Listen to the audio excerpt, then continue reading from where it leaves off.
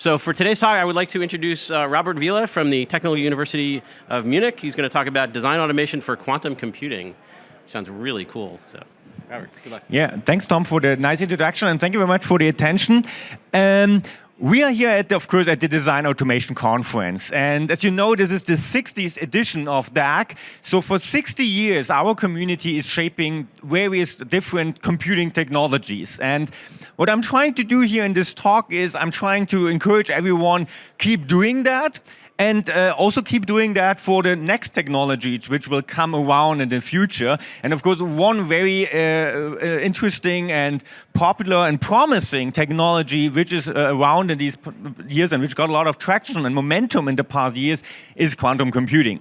And of course, quantum computing is a topic in this community already, but it is kind of still a niche topic. So we have, I think, 2 or 3 sessions at this year's DAC. We have a couple of sessions in past years, but it's certainly not a huge part of the design automation community right now, and also not so many people working on design automation for quantum computing. And this is a shame, because I really believe that our community and the background and the expertise, the methods, the tools our community develops and provides can be of huge help for quantum computing experts, for the people who are developing quantum computing technologies, but also quantum computing applications.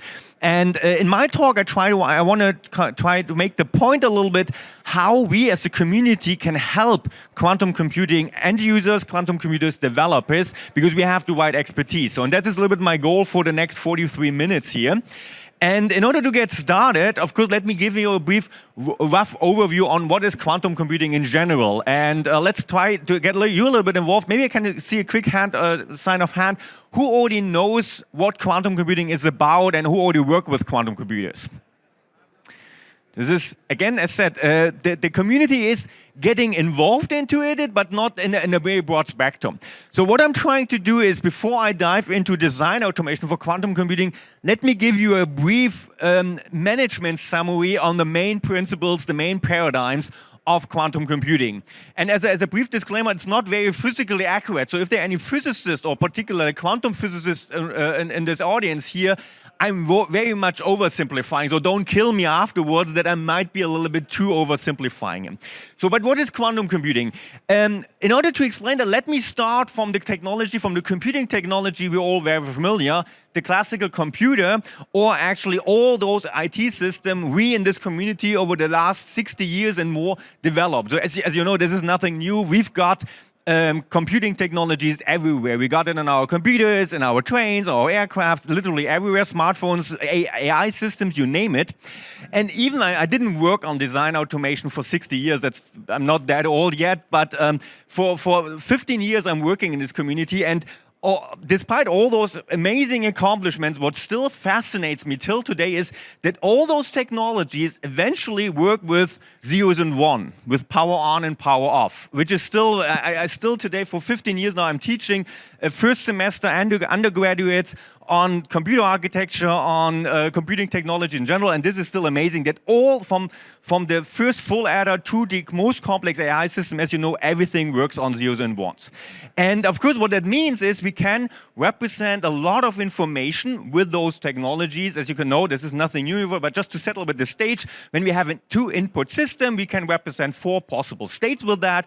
When we have 3 inputs, and we can represent 8 states, and of course, if we can go on and go on. And if we have, for example, a system with 300 inputs, we can represent 2 to the power of 300. That means something like 10 to the power of 90 cases.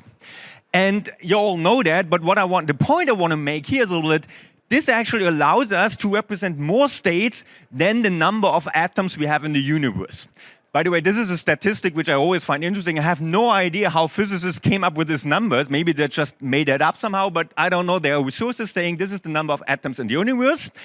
And with a system of 300 bits, we are actually able to represent more states than that. So with conventional computing technology, we have definitely more than enough resources to represent any kind of optimization problem you might have. You can represent everything in the real world with just 300 bits. So when we talk about a quantum computer, the most important thing is we want to use this quantum computer in order to solve certain problems more efficiently. And the argument right now is we don't need a quantum computer to represent the world with that, because we already got more than enough representation with the existing computing technologies. The problem we have, however, is that if, for example, this represents some sort of optimization problem, and we need to find the minimal solution, an optimal solution, in the worst case, we have to go through all the possibilities enumeratively. Now we are here in the design automation community. I absolutely know that nobody of you solves any kind of complex optimization problem by enumeration anymore. We've got all our, dedicated design automation methods, SAT solving, decision diagrams, all those cool technologies we actually saw in the video today in the opening, right? So we came up that, but eventually we still have these kind of complexity problems that we reach limits with this technology. And this is now where quantum computing gets in. Quantum computing actually allows not only to represent or to have inputs which are 0 and 1, but that's something you probably have heard already. Quantum computing actually allows you, and now I'm simplifying a lot, but just to get the main message across, quantum computing allows you to initialize a bit which can be 0 and 1 at the same time. So you don't have to decide, okay, I have an optimization problem, I'm trying out the solution 0, 0, and afterwards 0, 1, and then 1, 0, and then 1, 1. So what you can do with a quantum computer is you can actually apply as input, an input which is 0 and 1 at the same time. Then you process your corresponding problem, and then indeed, technically or conceptually, you're getting something like all possible results at the same time. And by the way, this is the part where I'm oversimplifying a little bit, but just to get the message across, a quantum computer in general allows you to solve a problem with all possible inputs, and then you get an output state which somehow encoded in the quantum output state inherits or includes all possible solutions, including the solution you're interested, for example, the minimal solution for an optimization problem. This is the main idea, and this is, at least at the first glance, the main idea why quantum computing is so interesting. But there's a catch. In fact, when I now try to measure this output state, and this is a little bit the sad news, when I measure that, I only get one of the possible results with a certain probability.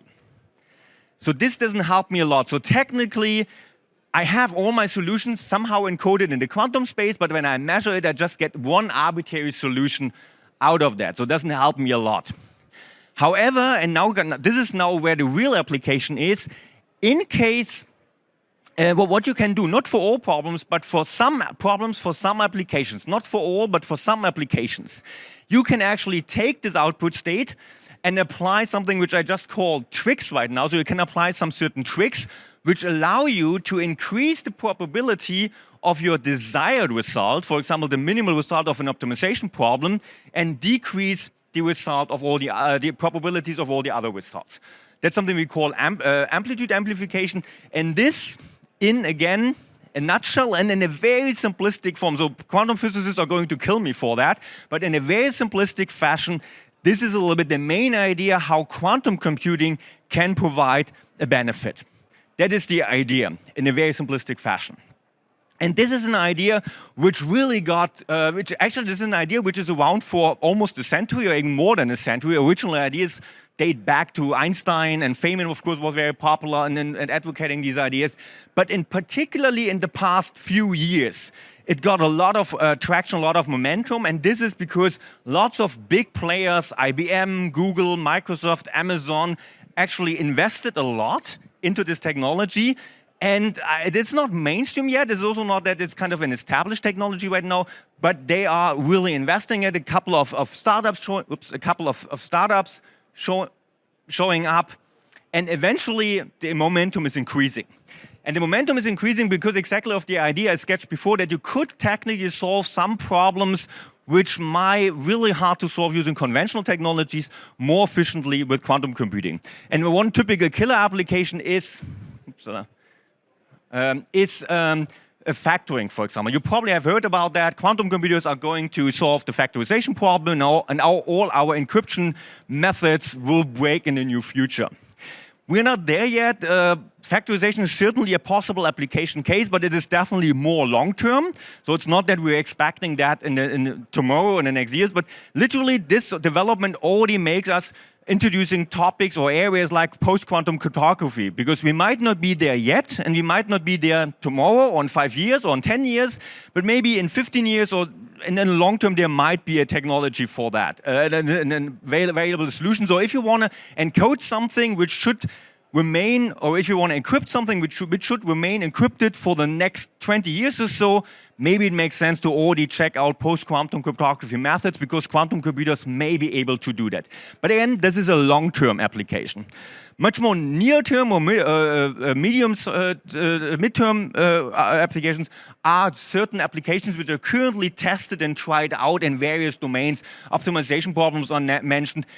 Problems from nature, quantum chemistry is a very, very prominent example. So lots of optimization problems, or lots of problems, particular problem like quantum chemistry, which involve a proper representation of nature, which not always works perfectly with zeros and ones. Those are problems which may have a short-term application or mid-term application thing. So this is something what people are actually trying out currently. And they're doing that, again, because these players get involved and because we really can see some impressive accomplishments in the development of corresponding quantum computers. Still, they are not compatible to conventional machines, and there's this kind of race about quantum advantage. It's kind of funny if you really watch that. If you check out press releases, I don't know, 2 years or so, IBM claimed quantum advantage. Now, I think they did it again, and Google. So there's still a constant fight. When do we have an application where a quantum computer is more efficient than a conventional computer? At some point, we will reach that. But overall, the development is really there, and you can see that also in the roadmaps of the corresponding industrial quantum computer providers. I don't want to get too much into the details. There's also a big discussion what is actually a proper metric. Of course, the number of qubits is always a nice metric. So when you check out the roadmap this is IBM, the roadmap from 3 years ago till, I don't know, 25, you can see the number of qubits increasing. Very important, the number of qubits is not the only metric. It's actually not even an ideal metric. There's a lot of discussions going on. Number of qubits is important, but also the quality of the qubits play a role, the decoherence, how much affected they are to errors. So I definitely don't want to convey the message number of qubits is important. What I want to convey is that there's a development towards more powerful, more efficient machines. And that's not only for IBM, but also for startups like Rigetti. Also they are over the years, they are substantially increasing so like the number of qubits they want to support, the efficiency of the machine. You can see really what kind of applications they are including in their roadmap. And then just to give another roadmap from INQ, also here sort of like a development. Again, those are marketing things. It's not that I'm saying that is true. I'm just saying that all the big players who are involved in the development of quantum computers, they put up some roadmaps and they claim that in the next few years there is going to be a substantial improvement in the quality, in the performance of quantum computers. And in particular, players like IBM have actually sort of like managed to reach their milestones so far. So I'm not saying quantum computers are around tomorrow, but I'm saying there's definitely some sort of momentum piling up so that we really can expect more and more powerful, more and more efficient quantum computers in the future. And this is now where it gets really interesting, and where I was really, really happy to see this video today in the opening. And again, 60 years, this was way before my time, but it was really cool to see a little bit how the whole design automation community started 60 years ago, and how it evolved over the decades, over the years. And I see that directly in quantum computing as well. So the development, the roadmaps I just showed you, they are actually very similar to conventional computing. Also here we had, these kind of bulky computers, and then we had Moore's law and this massive development, and sort of like eventually this was a huge success that we got these computers together, and maybe for quantum computing we're seeing very similar developments now and in the future as well. And then of course there's the question, do we have the proper design tools for that? Because the point which the video and this opening this morning made, and also what we as a design automation community convey, is that as impressive as this development of the semiconductor industry were, a huge part of the success of those computing technology is because of design automation software, which made it possible. About the software which is presented here at the expo, and it's presented in the scientific presentations in the paper, developing all kinds of solutions how to tackle enormous complexity in the development of corresponding solutions. And this is right now my point, my introduction into this entire topic, what I want to make. That's sort of like, okay, we've got all those tools for conventional computing in the past, and we integrated them together into very sophisticated design flows, which allow us today to design and represent very powerful methods and computational technologies. And if we now check out at the same time what kind of design automation support or software support we're having for quantum computing, then we have to admit that we are not there yet.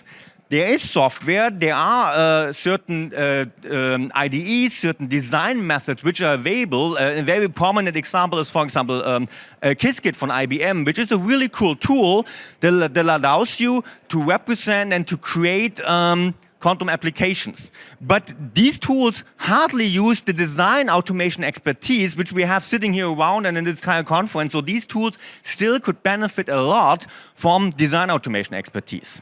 And also when it comes to integrated design flows, we are not really there yet. If you want to realize a quantum computing application today, you kind of have to become a quantum computing expert. And I mean, in particular right now in conventional computing technology, when we talk about low code and no code, when we're trying to make these computing technology as accessible as possible, that's the development we have in a conventional one. For quantum computing, you're still kind of back, you have to be half a quantum physicist in order to realize an application.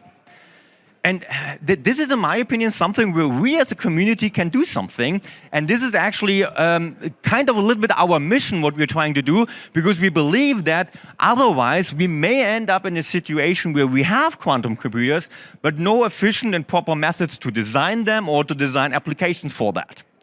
And this kind of is my argument for design automation for quantum computing.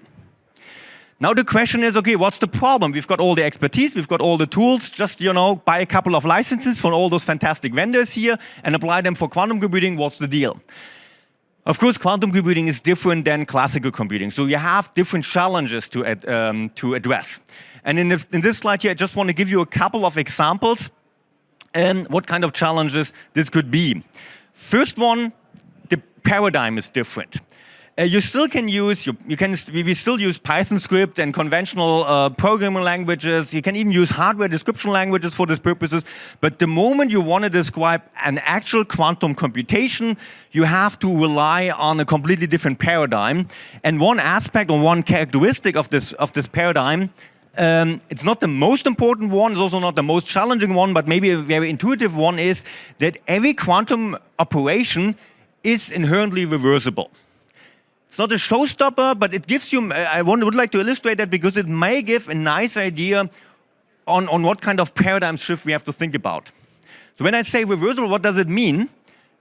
A multiplication is not a reversible operation. Reversible means you can execute the operation from the inputs to the outputs and from the outputs to the inputs. In multiplication, this doesn't work out. The direction from inputs to outputs is no problem. If this is my input, obviously this is my output, no problem. But the other way around is going to be challenging.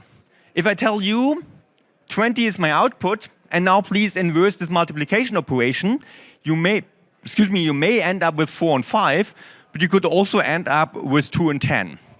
So multiplication is not reversible, it's not a quantum computing operation, and because of that, you cannot use multiplication. It's not the biggest deal because what you can easily do is you can simply extend your operation to something like that. So you can combine it with a reversible assignment like this increase operation here. And then you indeed can calculate and execute this operation in both directions, because if you go from input to output, you just apply the increase.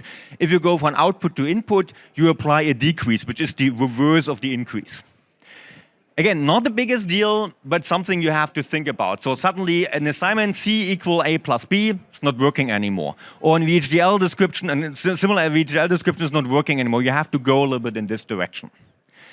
However, not the biggest deal, because actually they're much more challenging thing. The first thing is, of course, this whole concept that in quantum computing you deal with zeros and with ones and with everything in between.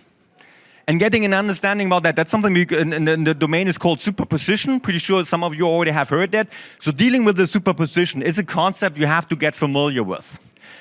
Same thing, there's a concept entanglement. I actually not even try to explain that. It's not that complicated, but I don't want it to become too technical, but there are also other characteristics like entanglement which are really kind of different.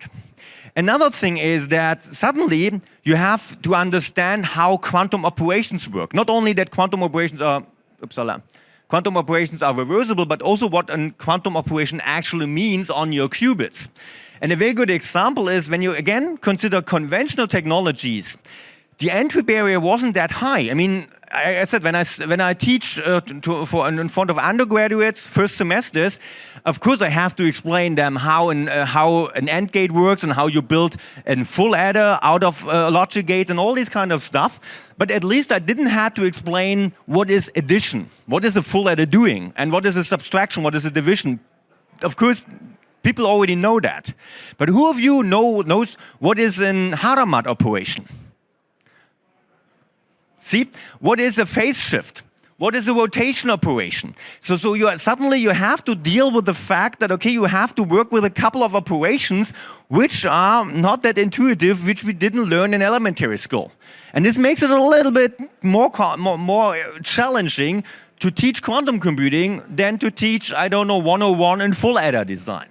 It's a challenge.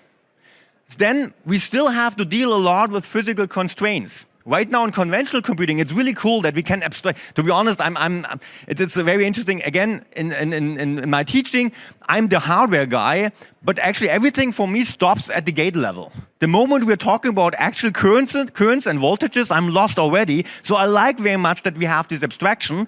When we talk about quantum computing, we still have to deal with actual physical constraints because we are not there yet, the design tools are not there yet, so you have to brace yourself for these kind of developments. Error correcting is a huge topic. Literally, so far you can say every qubit you're going to work with in quantum computing is going to have errors. You have to deal with that. You have to constantly think about things like that. And almost 1 trillion of other aspects and challenges you have to deal with. And those are just the paradigm challenges, just the conceptual challenges we are talking about, right? On top of that, there are also complexity challenges. And a very sweet example for that is simulation. Logical simulation, is a really great example to illustrate a little bit the differences in complexity between conventional and quantum computing. In conventional computing, logic simulation is totally easy. What you do is you have a circuit, you have an input pattern which you want to simulate, and then for every gate you simply determine for that gate you literally determine, okay, this gate has this input, you calculate the corresponding OR, and then you get your output. It's a linear approach, linear in the number of gates. It's a simple task, complexity-wise, no problem. Now, check out the same problem in quantum computing. And again, I'm simplifying here a little bit, but I mentioned before in quantum computing, these inputs could be, this input here could be 0, 1, or anything in between. And the same with that. And usually in quantum computing, we're representing these kind of states in terms of vectors like that, which for every basic state, 0, 0, 0, 1, 1, 0, 1, 1, defines some so-called amplitude, which kind of represents the probability in which this particular state would eventually evaluate to 0, 0, 0, 1, 1, 0, and 1, 1. But in order to represent it, I in fact need for every possible, for every input or every quantum state, I need a vector like that, which is exponential in the number of qubits. If I have 2 qubits, I need 4 amplitudes. If I have 3 qubits, I need 8 amplitudes. And what's happening because of that now suddenly a logical simulation relies on a description like that, and means that I already have an exponential complexity, although in conventional simulation I only had a linear complexity. And that means that even simple tasks like logic simulation become substantially harder in quantum computing than in conventional computing. And those are the challenges we have to face. Lots of paradigm changes, conceptual challenges, but also the problems getting harder and harder. And then on top of that, what we also have to deal with it's an interdisciplinary field. We still don't have proper formalizations. My favorite example for that is you can spend hours, days, and weeks discussing with a physicist the difference between a logical qubit and a physical qubit. That's my favorite example because I was in workshops and in meetings, and a poor PhD student was giving a talk and used terms logical qubits and physical qubits as we understood them, and got completely destroyed by a physicist in the audience, and we needed half a day to kind of build up all this misunderstanding which came of that. And this is because we don't have a proper terminology and formalization yet. We have this interdisciplinary thing. We have to talk to theoretical computer scientists, to physicists, to all levels of things. That's also a challenge we have to tackle with. But to be honest, it is also exciting. It really gets you out of your comfort zone. So those are the challenges we have to deal with that. And now I come to the actual talk, or the actual topic of my talk. How can design automation help here? And that's kind of our mission. I really believe we as a community can do a lot here. Let me explain a little bit. First of all, a big thing, particularly when I talk to crowds and communities like this one, is of course, how do you get into quantum computing? And I have a very simple message here. It is, you don't have to become a quantum physicist in order to make a contribution. The entry barrier is not as hard. And let me explain that. It's not complete. You're not leaving today as a quantum computing physicist or so, but the entry point is really not hard. Think about that. What I would do as an entry point is everything related on quantum computing can be represented with proper models. The same thing, as I said before, I don't deal with voltages and currents and resistances and stuff like that. I deal with gate level and above. We have abstraction for things. And we have the same thing for quantum computing as well. Everything quantum can be represented in terms of matrices and vectors. I already showed that before. And quantum state can be represented in terms of a vector representing corresponding amplitudes for all basis states. In quantum operation, I mentioned before Hadamard operation, phase shifts, rotation gates. You know what? If you get started, it would of course helpful to understand what is a Hadamard operation, what's a phase shift. But if you don't know that perfectly, just consider that it's an unitary operation which describes your operation. I tell you a secret. My first work in quantum computing, I had no clue what these operations are doing. I just worked with matrices, and then what I did is, as an example, I could already, with this knowledge, I could already do something like a logic simulator, a quantum circuit simulation. Because the real challenge for us design automation experts is not understanding what is the Hadamard operation or so, but it's sort of developing tools. And a simulator is literally, you take a vector and you take a matrix, and if you multiply them together, you get an output vector which represents your output state. And the challenge for us is how we are doing that, considering that the vectors and the matrices are exponential in size. And then we are back home, because we as a community, if we can do something, then I would say we can solve exponentially hard problems, NP hard problems. That's what we're good at. And this could be a possible contribution already. And you don't even have to understand what a Hadamard operation is. This could be the entry point. And again, this is how I personally got involved. I developed data structures and methods for that before I really understood in detail what quantum computing actually is. And again, I hope no quantum physicist is around, because at some point, of course, you need the knowledge as well. But in order to get started, that might be a good thing. And it's not just in simulation, it's actually also other things like compilation or synthesis, which is literally the same. So what you have is you have this operation in a high-level description. This is a high-level description of a quantum circuit. And then what you're doing, you're going through a process, through several steps, and realize that in terms of a low-level description, something which can be executed in a machine. It's exactly the same, not exactly the same, but it's very similar to a software compilation flow or to a synthesis problem where we synthesize a high-level description into elementary operations for a particular technology. Many of the problems are very similar, so suddenly we can also do that. And then as a final example, verification, making sure that whatever we input, whatever we generated here is still functional equivalent to what we originally inputted there. Again, you can represent that in terms of a matrix, and then you only have to check whether or not these two matrices are equivalent. No need to understand what the operations are, but exponentially hard problem for which we as a design automation community have the expertise for. That is what could be entry points.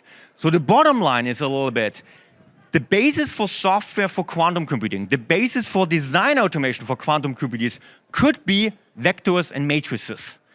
And again, this is not where we should stop, and a couple of quantum physicists are going to kill me for that because, again, it simplifies things. The reality is a little bit more complex, but as an entry point, why not? And then we can represent that very easily. If you want to develop a quantum circuit simulator, no problem. You can represent the vectors and the matrices with 1 or 2 dimensional arrays, and then you go ahead, and then you reach the challenges because everything is exponential.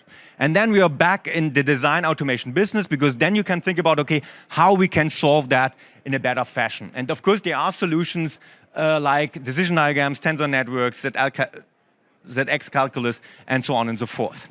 And this is the next sweet thing, which brings me also, I was told this morning, I was totally happy to see this video, because decision diagrams is such a great example just check out how decision diagrams changed our own community. In this video this morning, Wendell Bryan's decision diagram have been mentioned. How introduced in the 90s, it really shaped a decade of our community.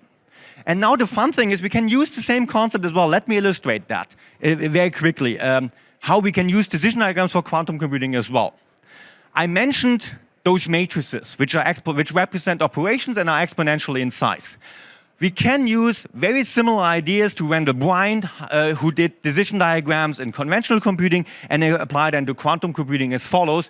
We take this matrix, we split this matrix into 4 submatrices, and then we create a decision diagram which is composed of a root node and 4 successors, 1 successor for each of the submatrices.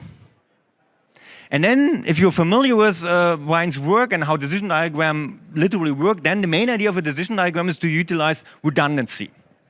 Well, if you check out these submatrices, you can easily figure out these 2 submatrices, they are identical. So you can share them. And then you have 2 pointers, and by that you reduce your memory consumption by 25%. The same idea Wendell Bryan used for decision diagrams in order to represent Boolean functions.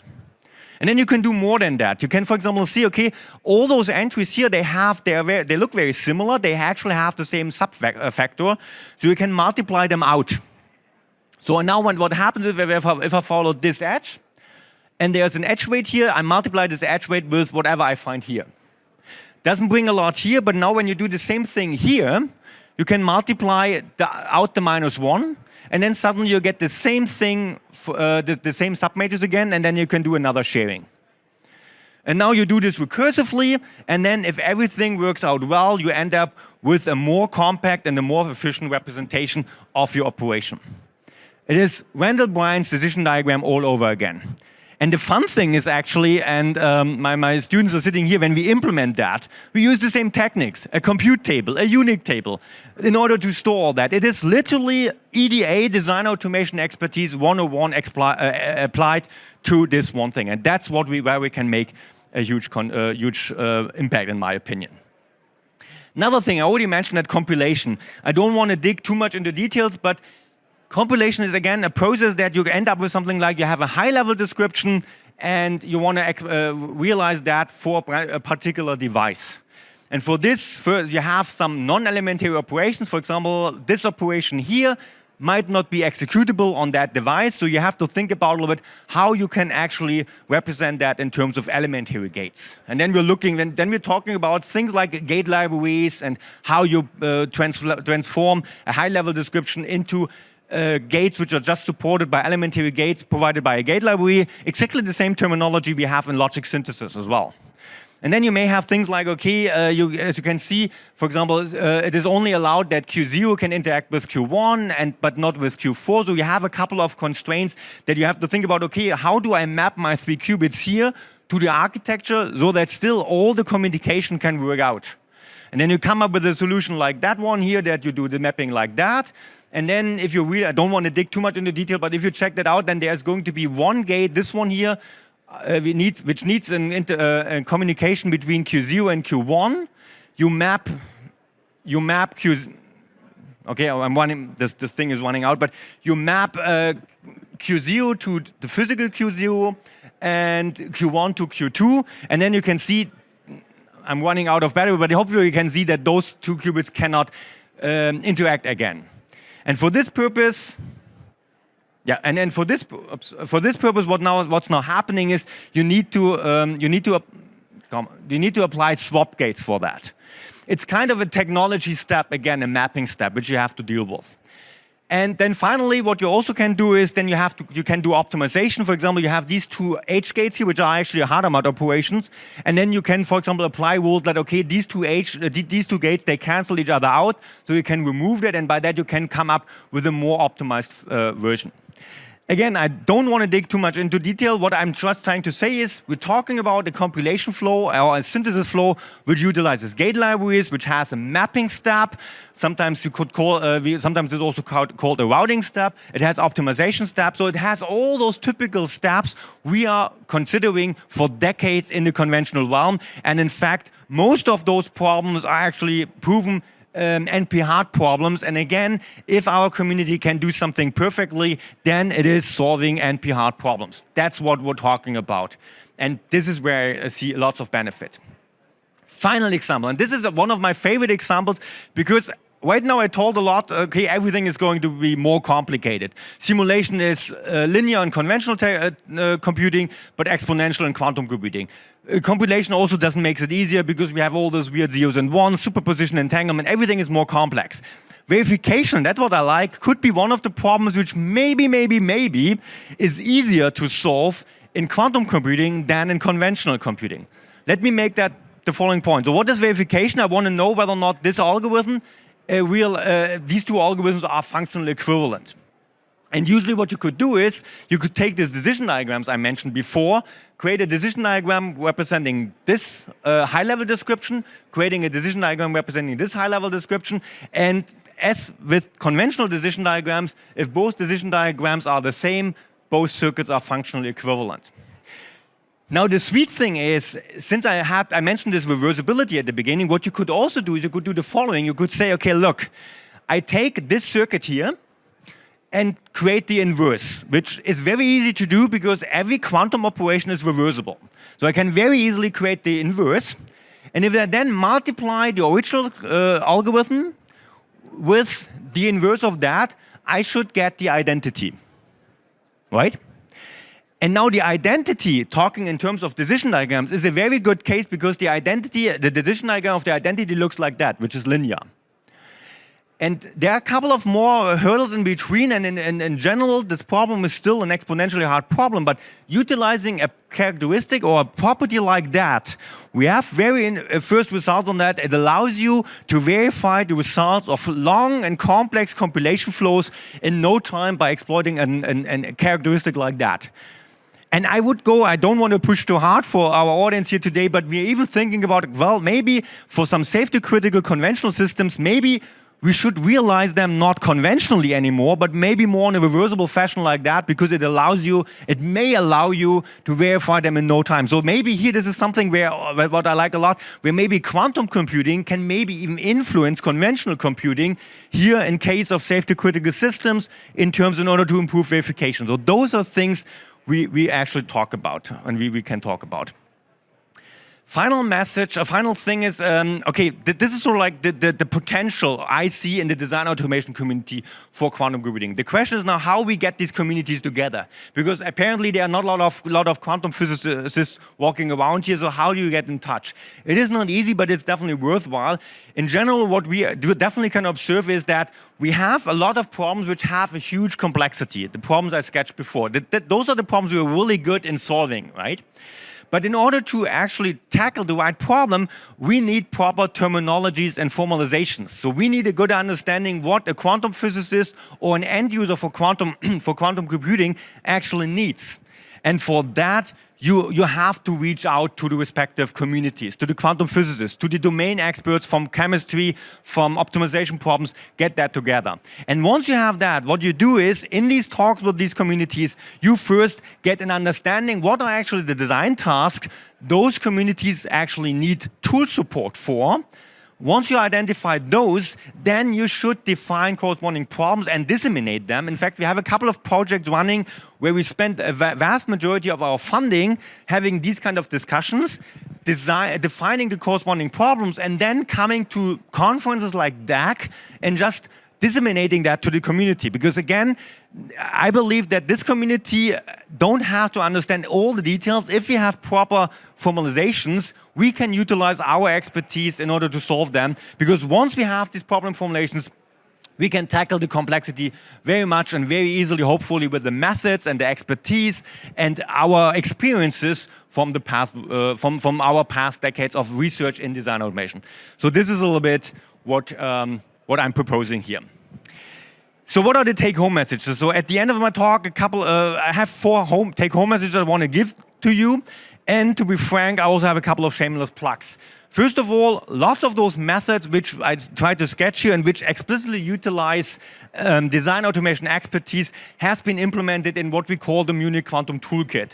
The decision diagram, compilation methods, verification methods, a lot of these kind of things. In fact, we have actually for the entire stack of quantum computing, from the application, through the simulation, through the compilation, through the verification, also when it comes to error correcting, or when it comes to the design of the corresponding hardware, and the corresponding data structures. This toolkit provides a first glimpse. It is not completely it doesn't completely cover everything, but it's a start. And the main difference, again, there's lots of other software available, which is also fantastic, but this is a particular approach which tries to explicitly exploit design automation expertise. And we have a couple of these 2 gentlemen here in the front. They're also working on that. So the community is growing, and I would like to encourage everyone to get involved into that because right now lots of quantum computing software tools are available, but very few of them exploit the 60 years plus experiences and expertise we have in quantum computing. Also a shameless plug, sorry for that, but if I have the stage, you cannot drag me out of the stage here. So I would like to use also to mention that in Munich in October, we're going to have a really fantastic event in which we want to, connect the end user with the software developments. We kind of lured the who's who of quantum computing software to Munich from IBM, Google, Microsoft, Amazon Web Services, and many, many other players in order to bring them together to really talk about, okay, how can we develop software together? How can we explore that? So if you have time in October, it is right after Oktoberfest, so you can get drunk in the first 2 weeks, and then afterwards, once you dried out a little bit, then you can join this forum. So this could be maybe a nice event. So so much about the shameless plug. What are my take-home messages? First of all, I hope I was able to give you a rough idea on quantum computing, the main concept. Again, very much oversimplified, but maybe you get home back to your hotels today and have a rough idea, this is what quantum computing was about. Then I hopefully was able to make a little bit the point, design automation can help a lot here, and we can make a huge contribution, and there's a lot of missed potential which is not used so far, which can allow us to develop much more better and more efficient and more dedicated software. So we should get involved in that. And one way to do that is to talk to the end users, to talk to the quantum physicists who are building the hardware, to define problems. I really believe a lot in abstractions and proper formulations. So once we accomplish to bridge to the other communities and get problems described in a fashion which we as design automation experts can utilize, that would be ideal, because then we can start developing solutions and getting together. And the first take-home message is, if you want to play around with that, check out this tool. Here are the QR codes. I hope I provide a little bit an intuition of what I wanted to accomplish. Thank you very much for your attention. And of course, if there are any questions, also talking about shameless plugs for the toolkit and for the event, I also put some flyers in here if you want to grab one. If not, that's fine as well. You can take some flyers here as well for those tools. I hope I was able to convey a little bit message. Final sentence here.